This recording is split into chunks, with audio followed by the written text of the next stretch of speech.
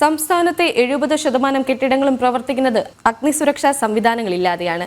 2020 ശേഷം അനുമതി നേടിയ കെട്ടിടങ്ങളിൽ മാത്രമാണ് അഗ്നിസുരക്ഷാ സംവിധാനങ്ങൾ ഒരുക്കിയിട്ടുള്ളത്. വേണ്ടത്ര സുരക്ഷാ സംവിധാനങ്ങൾ ഇല്ലാത്തതാണ് തീ പടർന്നു പിടിക്കുമ്പോൾ അഗ്നിരക്ഷാസേനയ്ക്ക് വെല്ലുവിളിയാകുന്നത്. കോഴിക്കോട് തീപിടുത്തത്തിന്റെ പശ്ചാത്തലത്തിൽ സുരക്ഷാ പരിശോധനകൾ കർശനമാക്കാനാണ് ആവശ്യം.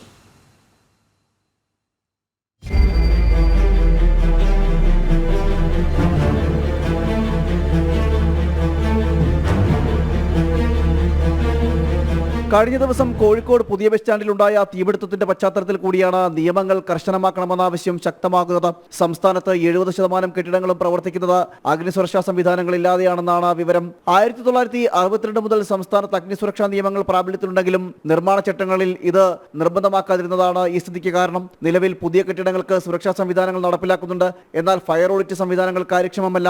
ഏതാനും ചില സർക്കാർ സ്ഥാപനങ്ങളിൽ മാത്രമാണ് ഫയർ ഓഡിറ്റ് സംവിധാനം പ്രവർത്തിക്കുന്നത്. നിലവിൽ 3 നിലകളിൽ കൂടുതലോ 10 നിലകളിൽ കൂടുതലോ ആയ കെട്ടിടങ്ങൾക്ക് അഗ്നിസുരക്ഷാ സർട്ടിഫിക്കറ്റ് ഉണ്ടെങ്കിൽ മാത്രമേ നിർമ്മാണാനുമതി ലഭിക്കുകയുള്ളൂ. എന്നാൽ പഴയ കെട്ടിടങ്ങൾക്കാണ് സുരക്ഷാ സംവിധാനങ്ങൾ ഇല്ലാത്തത്. പഴയ കെട്ടിടങ്ങൾക്കും അഗ്നിസുരക്ഷാ സംവിധാനങ്ങൾ സ്ഥാപിക്കണമെന്ന ആവശ്യവും ശക്തമാണ്.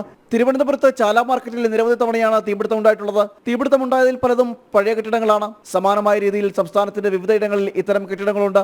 ഇത്തരത്തിൽ അഗ്നിസുരക്ഷാ സംവിധാനങ്ങളില്ലാത്ത കെട്ടിടങ്ങളിൽ തീപിടുത്തം പിടിക്കുന്നത് കടുത്ത വെല്ലുവിളിയാണ് ഫയർഫോഴ്സിനുണ്ടാക്കുന്നത്. ജനം, തിരുവനന്തപുരം.